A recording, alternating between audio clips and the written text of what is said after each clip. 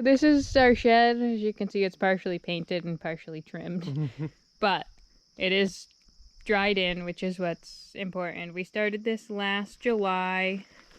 It is a 10 by 16, obviously Gambrel style roof. It's very tall. It's like 13.5 feet tall. When I built it, I didn't realize how tall the roof was going to be. It definitely doesn't need to be that tall. And one of the other things is there's really no overhangs. It was just the metal roof that we kind of made the overhangs work, and we put gutters on because this is, I mean, the water would just run down. It was starting to rot the bottom. It was also running inside, so we had to put this Z flashing in. But that's one of the main things I would change. But otherwise, it's a good shed. It's a good size. Yeah, and the extra head height on it gives us a lot of space in the loft, which is nice. So we were able to put a loft at either end. So we this was our first project. We needed storage up here. Neither of us have ever really done carpentry work. This was really kind of the test to see if we could do it, because we're going to be building our house on our own. So this is good because it's not a lot at stake. You know, if we messed up, and we did make mistakes, yeah. which we learned a lot. Yeah, from it this was project. a good learning experience. So let's show them the inside. So Don't mind the mess. yeah, it's a little bit messy right now. We clean it up before we leave. But so we have 2 lofts in here. I believe this one, yeah, this is about 4 feet by the width, so 10 feet. Not much up there. We have all our pots that Taylor's been collecting up here. We have some roofing left over from when we did the roof. We bought too many panels, but they'll get used somewhere else. I'm not worried about that. We have a little window. Just a fixed window. Yeah, this was just a sash that I found for free on the side of the road. I just took and cut some trim board, some 1-inch trim board, and I screwed it in. So that's kind of what's holding it. And then the outside, there's the trim is holding it. So I kind of made this up as I went. I'm sure there's multiple ways to put in just a sash of a window, but for anyone who's wondering how to do that, this is one of the ideas you could use. So I made these little shelves with scrap wood. It's nice to get the nails and stuff up off the floor. It's amazing how much room they take up.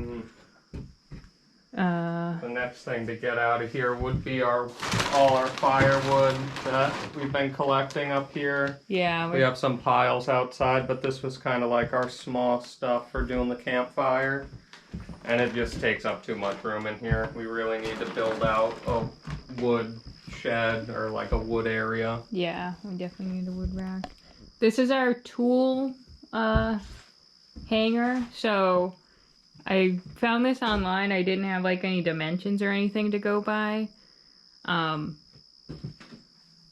thing I didn't really think of when I designed it is like which tools will go where, because you want, you know, like shovels and other tools that you're going to use a lot more often closer to the door so you can access them easier. The other thing when I made it, I didn't account for like handle widths like the maul.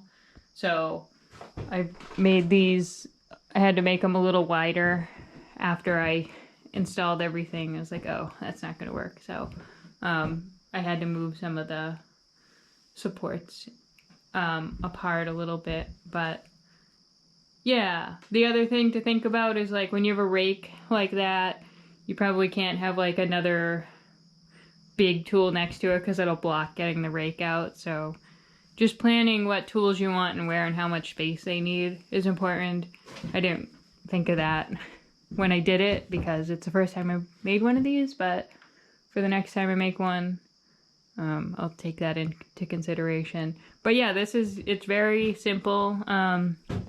I used some Simpson, they're like timber locks, and this is a 2x6, so I mounted that to the wall, and then I took and I drilled like an angled hole through the 2x4. This is pretty sturdy, and I just put the timber lock through there.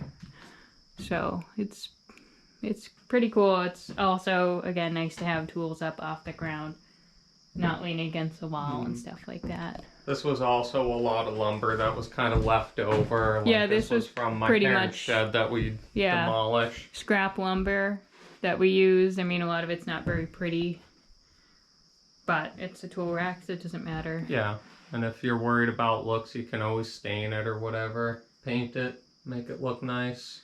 And I can post the dimensions for this. I mean, you could pretty much do whatever you want with it, but I can post this and if anyone's interested in building it.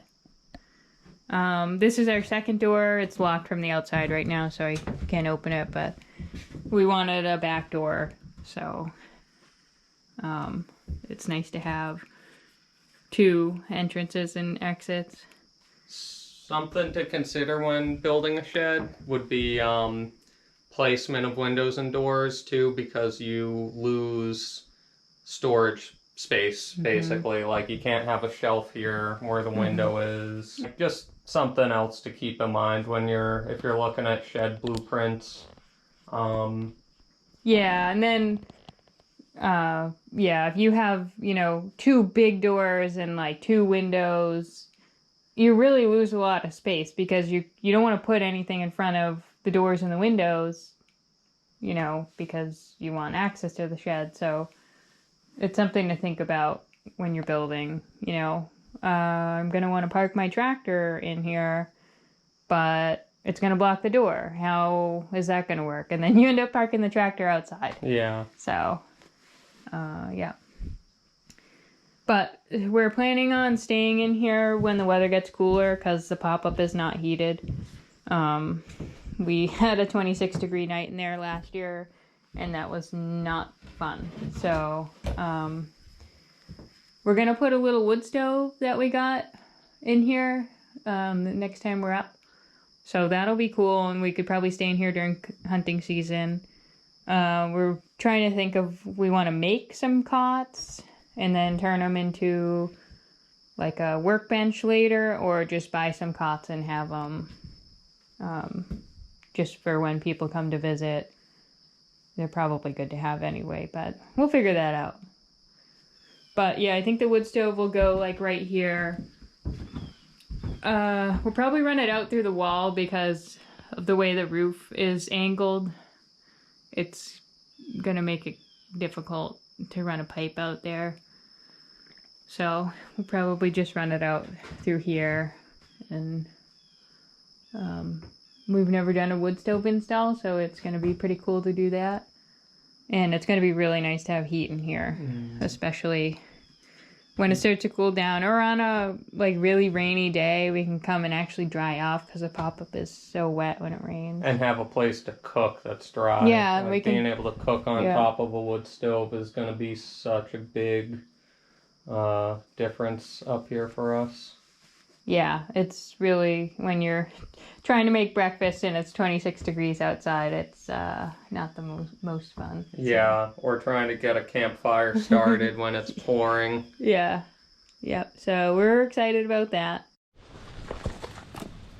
For the shed foundation, we put it on these blocks. I think they're 4x8 by 12. We just dug holes and put gravel down and then leveled it that way. I don't know how long it's gonna last without heaving. It's been a full season so far and it hasn't moved, but we can jack it up and level it if we need to.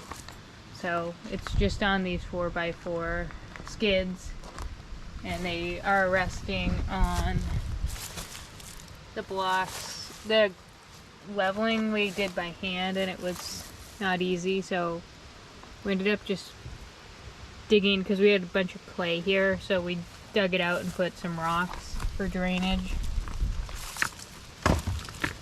So Taylor's woodpile tarp. But that's the foundation. And then our gutters run away from the building. Eventually, we're gonna have rain barrels, but because we don't live here, there's really no point in having them while we're up here. So. And then in the winter, we'd have to put them in anyway because they'll freeze. But this is the window from the outside. So basically the trim is what holds it in. I nailed this up and then I caulked around it. It's clear so you can't really see it, but it hasn't leaked at all. So that's pretty good. I did put the window tape underneath this, the zip tape. I put a piece of Z-flashing up here, try and, if any water got up there, I did caulk up there, but in theory it would run away from the window. But yeah, it hasn't leaked yet, so I'm not too worried about it. But yeah, that's pretty much the shed tour. I can go over in another video like some mistakes that we made so that maybe you can avoid making the same mistakes. But yep, that's it.